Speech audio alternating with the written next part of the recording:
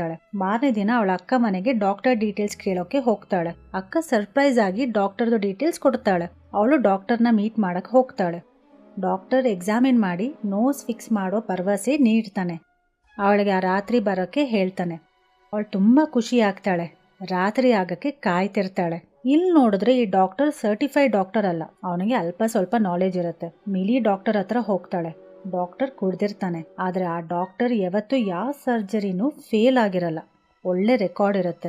ಅವಳಿಗೆ ಅನಸ್ತೇಶಿಯಾ ಕೊಟ್ಟು ಸರ್ಜರಿಗೆ ರೆಡಿ ಮಾಡ್ತಾನೆ. ಸಡನ್ ಆಗಿ ಇಬ್ರು ಗೂಂಡಾಗಳು ಎಂಟರ್ ಆಗಿ ಅವನಿಗೆ ಥ್ರೆಟನ್ ಮಾಡ್ತಾರೆ. ಆ ಡಾಕ್ಟರ್ಗೆ ಆಲ್ಕೋಹಾಲ್ ಅಡಿಕ್ಷನ್ ಇರೋದ್ರಿಂದ ಈ ಗೂಂಡಾಗಳಿಂದ ಸಾಲ ಮಾಡಿರ್ತಾನೆ. ಡಾಕ್ಟರ್ ಅವರಿಗೆ ಸ್ವಲ್ಪ ಹಣ ನೀಡಿ ಉಳ್ದಿದ್ದು ಮತ್ತೆ ಕೊಡ್ತೀನಿ ಅಂತ ಹೇಳ್ತಾನೆ. ಆದ್ರೆ ಅವರು ಫುಲ್ ಅಮೌಂಟ್ ಸಿಗದೆ ಅಲ್ಲಿಂದ ಹೋಗಲ್ಲ ಅಂತ ಹೇಳ್ತಾರೆ. ಒಬ್ಬ ಡಾಕ್ಟರ್ಗೆ ಹೊಡೆಯಕ್ ಶುರು ಮಾಡ್ತಾನೆ. ಇನ್ನೊಬ್ಬ ಮಿಲಿ ಹತ್ರ ಹೋಗ್ತಾನೆ. ಅವಳು ಅನ್ಕಾನ್ಶಿಯಸ್ ಆಗಿರೋದ್ರಿಂದ ಅವಳಿಗೆ ಏನೂ ಅರಿವಿರಲ್ಲ. ಅವನು ನೈಫ್ ತೆಗೆದು ಡಾಕ್ಟರ್ ತಡೆಯೋ ಅಷ್ಟರಲ್ಲಿ ಅವಳ ಮೂಗ್ನ ಕಟ್ ಮಾಡ್ಬಿಡ್ತಾನೆ. ಆ